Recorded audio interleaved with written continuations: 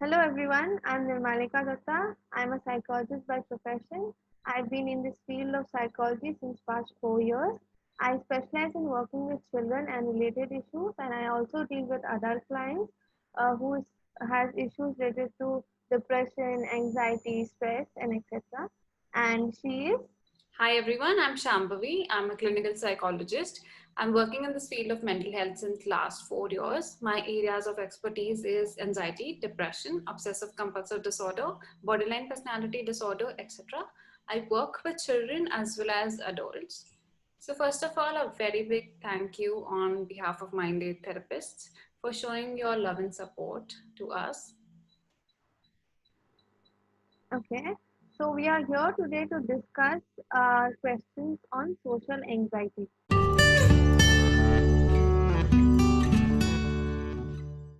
Now, before we start with the session, I would like to say that the information that we are going to share here today is very generic and non-specific.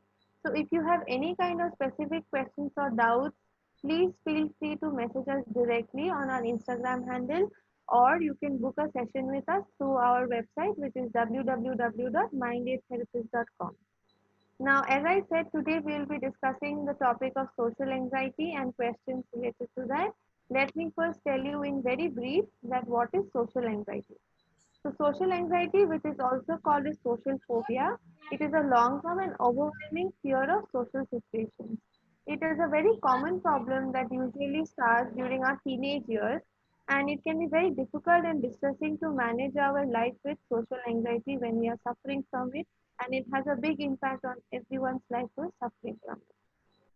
So let's start with our first question for today, and it is how to overcome social anxiety. All right.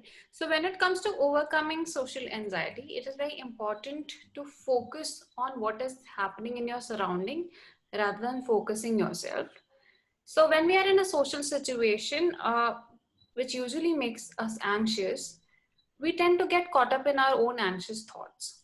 So your focus on your bodily sensation increase, hoping that if you pay extra attention to your body, you feel that you will be able to control it better. But it doesn't work that way in reality. You end up feeling more anxious and nervous. So it is better to focus on what is happening in your surrounding and be a part of a conversation happening around you rather than focusing on yourself and your own thoughts. I'll be telling you three unhelpful thinking patterns that you need to identify which act as a barrier when it comes to overcoming social anxiety. The first is mind reading. Here you assume that you are able to read what's going around in other people's mind. For example, you already assume that people are making fun of you or they're judging you. The next thing is you always end up predicting your fortune and you always predict it in a negative way.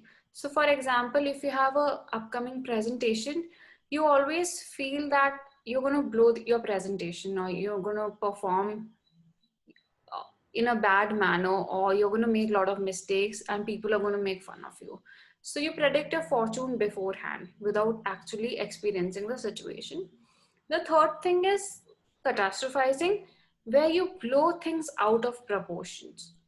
So for example, you think that if people notice that you're anxious, it's going to be very awful or terrible for you. So you magnify things and you react accordingly. So these are three unhelpful thinking patterns which we all need to identify and challenge when it comes to dealing with social anxiety. So we have a next question. That is there any particular trigger for social anxiety? Well, yes, we have many triggers when it comes to social anxiety. Depending on the situation and experience, people may have different kinds and different types of triggers.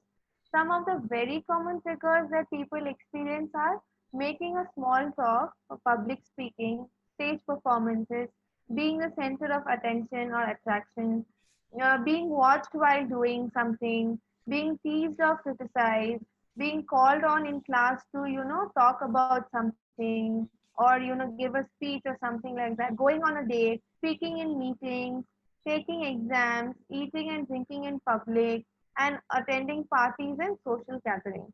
So these are some of the very common triggers that happens or people experience when one is going through social anxiety, and it can be more specific depending on how they are experiencing it and when they are experiencing, based on how is the issue and how is the intensity of the problem. So above that, moving on to the next question, is being introverted and having social anxiety the same thing? So the answer is no. Being introverted and having social anxiety are two different things. So the first difference is introversion is something which is a personality trait. On the other hand, social anxiety is created. It's created by us. We learn a lot from our past experiences, and when it comes to negative past experiences, we start applying that to our future also. So for example, if a person has had a bad experience in terms of social interaction, that people have made fun of him or people have criticized him, so when he tries to go to the next social interaction, he'll always carry that barrier in his mind that the earlier experience has been negative. So that is the difference between introversion and social anxiety. The second thing is what maintains social anxiety is avoidance. For example, avoiding a party or coming up with trivial reasons to avoid presentation. Through avoidance, we miss a lot of chances to be in a social interaction. On the other hand, if we expose ourselves to social interaction, we might come to a conclusion that they are not as bad as we think they are. In introvert people, their characteristic traits are that they prefer having their time alone. So that's their personality trait. So introversion is their way of life. So there's no fear of being judged when it comes to introversion. On the other hand, when it comes to social anxiety, there is always a fear of being judged. Okay. So if that is the case, so what is the difference between social anxiety and introvert? Can you give us an example and explain so that we understand better? All right. So let's have two people. One is having social anxiety and the other one is an introvert. Now let's assume that they are attending a party.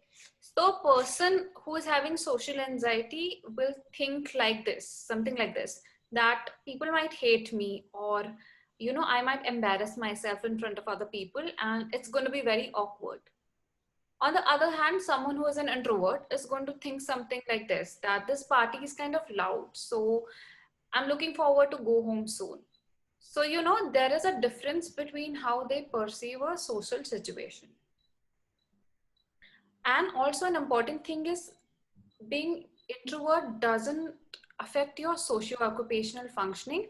On the other hand, having social anxiety does affect your socio-occupational functioning. Okay. So I think that explains this better. So Yes, now, definitely. moving on to the next question. I feel I don't belong to groups around me. So how to handle this feeling? First thing is, this is a very specific question. So what we can do in such situation is, two things can be done in such situation. The first thing is identify and see why you are feeling this way. What is, why are you feeling this way? And the second thing is understand the cause or reason behind you feeling this way. These two things, if a person does, then it will be easier for the person to identify and understand what is causing the problem or what is the trigger behind the feeling of anxiousness, and then they can work on it accordingly, according to the experiences that they are having, according to the situation, or according to the triggers.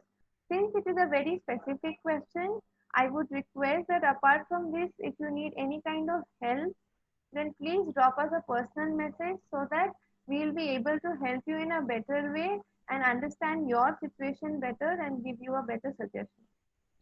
So moving on to the next question, I think the next question is, yeah, I tend to avoid office parties because I feel like I say something others will judge me.